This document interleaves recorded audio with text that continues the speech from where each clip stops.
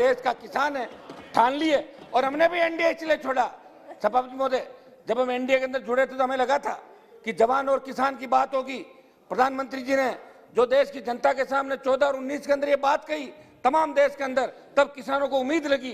कांग्रेस ने भी कोई भला नहीं किया किसानों को, मैं ये नहीं कहना चाहता हूं, लेकिन प्रधानमंत्री जी ने कहा कि मैं जब आऊंगा सत्ता के अंदर दोबारा तो आई 3 गुना 4 गुना देश के किसानों की करूंगा, संपूर्ण स्वामीनाथन आयोग की रिपोर्ट लागू करूंगा, जवानों को रोजगार दूंगा।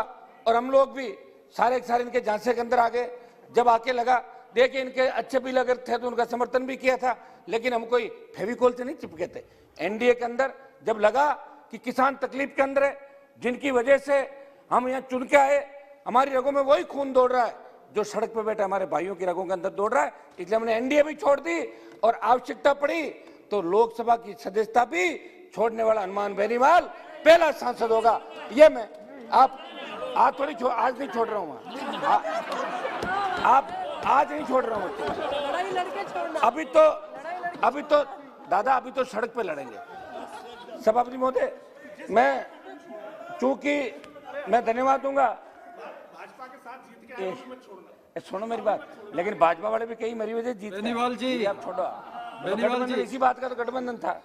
सभापति महोदय, मैं श्रद्धांजलि दूंगा उत्तराखंड के आपका चामोली जिले में। अपना अपना पॉइंट बता दीजिए जल्दी। पॉइंट ही बता रहा हूँ साहब, हम इधर उधर की मत देखिए। ना मैं पॉइंट ही बता रहा हूँ। उत्तराखंड के चामोली जिले में ग्लेशियर बर्स्ट के अंदर जो हमारे भाई चले गए, कुछ लोग लापता है, उन सबको श्रद्धांजलि दूंगा। लगभग कोरोना के अंदर जो लाखों लोग जिनकी मौतें हो गई कोरोना से, और कोरोना के अंदर पिछली बार लोकसभा चली, इस बार भी लोकसभा को कोरोना काल के अंदर चला के निश्चित रूप से सारे दलों ने पक्ष विपक्ष ने एक अच्छा संदेश दिया। हमारा विरोध भी था, लेकिन हम हमारी बात जो किसान सड़क पर बैठा उसके लिए हमें हमारी बात भी कहनी जरूरी थी, इसलिए सब पार्टियों ने सहमति बनाई कि लोकसभा चलनी चाहिए। देश का प्रत्येक व्यक्ति इस लोकसभा की तरफ टकटकी लगा के बैठा है कि प्रधानमंत्री जी क्या घोषणा करेंगे, तीनों कृषि बिल वापिस होंगे, बजट के अंदर ये होगा नहीं होगा। सारी देश दुनिया इस लोकसभा की तरफ नजर लगा के बैठी थी, भाई क्या होने वाला। ये तमाम पार्टियों ने सबने तय किया पक्ष के साथ मिलकर कि लोकसभा चलनी चाहिए। सभापति महोदय, 90 दिन से आंदोलन चल रहा है।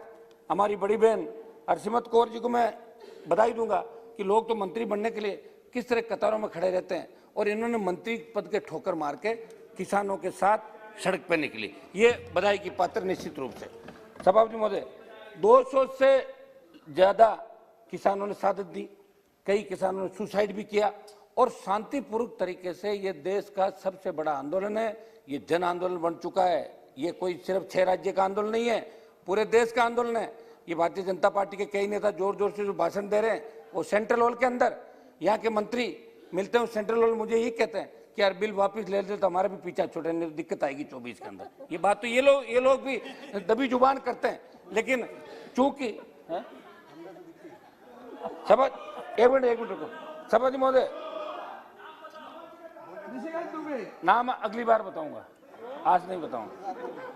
सभापति महोदय, विदेशी सभापति महोदय, 4 बॉर्डर है, सिंगू बॉर्डर, गाजीपुर, टीकरी और शाहजहांपुर बॉर्डर। एक मिनट रुको साहब। शाहजहांपुर बॉर्डर के अंदर ये शुरुआत हुई कि राजस्थान का किसान आंदोलित नहीं है। पंचायत चुनाव के अंदर हम जब राजस्थान में गए तो 17 जिलों में प्रचार था, 21 जिलों में चुनाव थे पहले चढ़ के। हर जगह लोगों ने एक ही बात कही कि साहब, एक मिनट साहब, वो तो सिंगू बॉर्डर को शंभू बॉर्डर राहुल गांधी जी ने बोला था। मैं तो ले लिया सिंगू बॉर्डर ही बोला, मैं राहुल जी की तरह शंभू नहीं बोला हूँ उसको। सभापति महोदय, ये क्या राजस्थान के अंदर कहा कि आंदोलन नहीं हो रहा है, और राजस्थान में 1 लाख लोगों ने कूच किया 26 दिसंबर को, 1 लाख लोगों ने शाहजहांपुर बॉर्डर। और ये हाईवे पहली बार जाम हुआ 70 साल के अंदर, आजादी के बाद पहली बार जयपुर दिल्ली का जो राष्ट्रीय राजमार्ग है इसको जाम किया। और किसान इतने शालीनता से वहां बैठे कि सर्विस रोड खुली हुई है, अगर कोई एम्बुलेंस है, कोई दूसरी तरह की जो अति आवश्यक सुविधाएं, उसके अंदर वो सेवा भी करें, समर्पण भी करें, और खुद अपने हिसाब से सारा आंदोलन करें। सभापति महोदय, हमारा तो सरकार से यही निवेदन है कि जो किसानों की प्रमुख मांग है, सरकार पहले कह रही थी कि कृषि बिल अच्छे हैं, मंत्रियों को इलाकों में भेजा, सांसदों को भेजा कि रैलियां करो, लोगों में जन जागरण अभियान चलाओ, जब लोगों ने नकार दिया, 500, 700, 1000, 1500 की भीड़ होने लगी, तो सरकार के मुखिया ने आदेश दिया कि अपने रैलियां मत करो, रुक जाओ, और ये लोग रुके। अगर ये बिल सही था तो अमेंडमेंट किस बात का कर रहे थे आप? क्या किसान संगठनों से वार्ता कर रहे थे? और फिर आपने कहा हम होल्ड कर देते हैं 1.5 से 2 साल। जब आप बैकफुट पे आई गए, जब आपने अपनी गलती मान ली, तो तीनों बिल वापस ले लो, देश का किसान उठ के चला जाएगा। प्रधानमंत्री चाहे यहीं से घोषणा कर दे, आपके गृह मंत्री जी से घोषणा करा दो कि हम बिल वापस ले रहे हैं। किसान को एक बात का सवाल है, उन्होंने बात पकड़ ली, आप अपनी जिद छोड़ो, क्योंकि आपको वापस इनके बीच ही जाना है।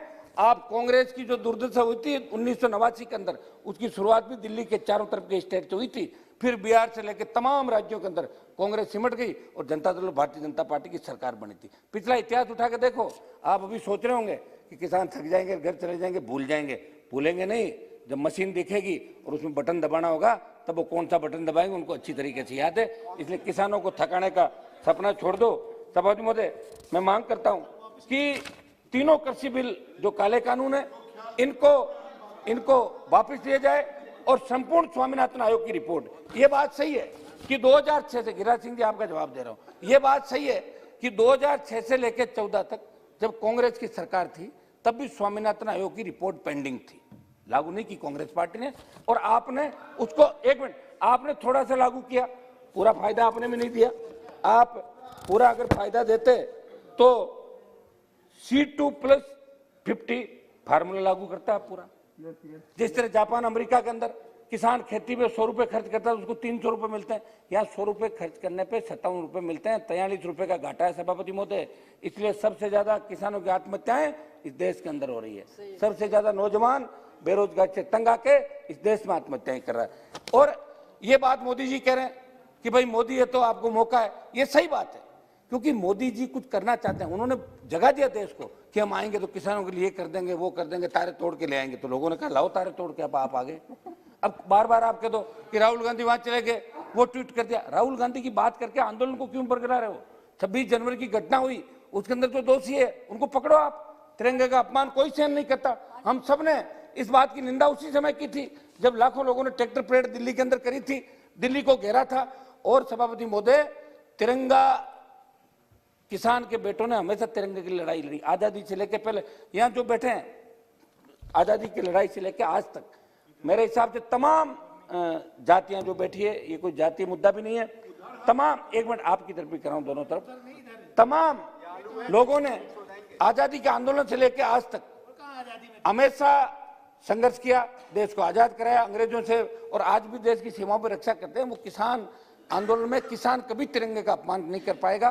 कहीं न कहीं सोची समझी साजिश होगी, उस साजिश का भंडाफोड़ आप लोग करो, NIA से जांच कराओ, CBI से कराओ, लेकिन लाल किले की तरफ आपने मोड़ के और इस आंदोलन को जिस तरीके से मोड़ देने का कोशिश किया, किसान आंदोलन को बदनाम करने की कोशिश की देश के अंदर, ये देश का किसान आपको माफ नहीं करेगा, देश का जवान माफ। एक 2 मिनट दो सर, 1 मिनट। हम आपकी लोकसभा चलाने में सबसे ज्यादा साथ हैं। सभापति महोदय, मैं एक 2 पॉइंट मैं रख देता हूँ। सभापति महोदय, मेरी यही डिमांड है कि खरीद की गारंटी का कानून को अमली जामा पहनाया जाए। आज अभी पहले बात चली थी समर्थन मूल्य पर खरीद की, तो समर्थन मूल्य पे आज भी खरीद नहीं हो रही है, भाषणों में होती है।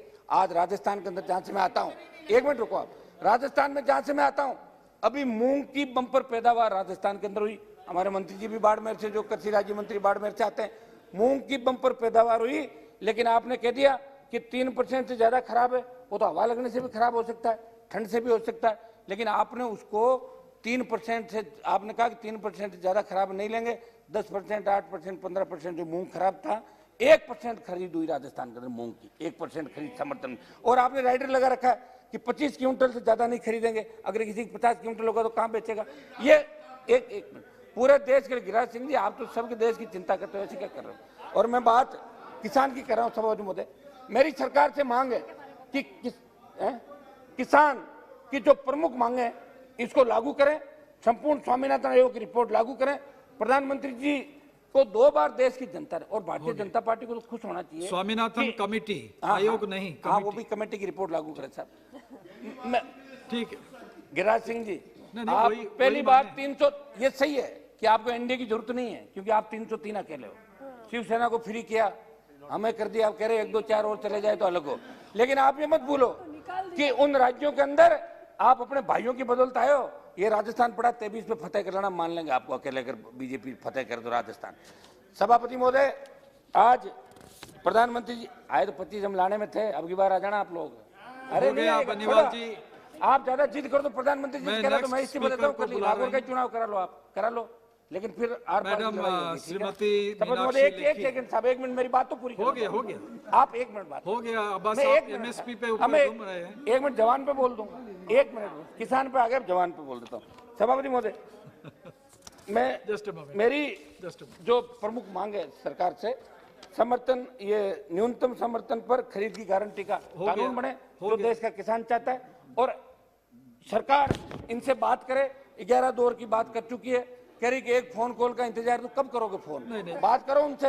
आप जवान की बात करिए, जवानों के बारे में कहिए। है जी, आप 1 मिनट समझ लो, आप बार बार कर दो, मैं ट्रैक से, ठीक है, हो गया। 1 मिनट दे दो साहब मुझे, 1 मिनट। समझ महोदय, मैं एक बात जवानों के लिए भी बोलूंगा। समझ महोदय, जवान, एक चाणक्य ने बताया कि देश के अस्तित्व पर 4 खतरों का वर्णन किया: आंतरिक बारी, बारी मदद से उत्पन्न आंतरिक, और आंतरिक मदद से उत्पन्न बारी। सभापति महोदय, 1947 से ऐसे खतरों से जूझते रहे हमारे ये आपके सीआरपीएफ, आईटीबीपी और बीएसएफ।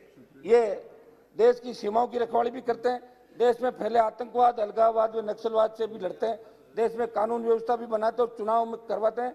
परसों ही उत्तराखंड में आई त्रासदी के अंदर, 1 मिनट का साहब, आईटीबीपी और एनडीआरएफ ने फर्स्ट रेस्पॉन्डर का काम किया और अभी भी कर रहे हैं। लेकिन विडंबना है कि भारत सरकार के सशस्त्र बल होते हुए भी इन्हें आज 2वीं दर्जे का ट्रीटमेंट दिया जाता है।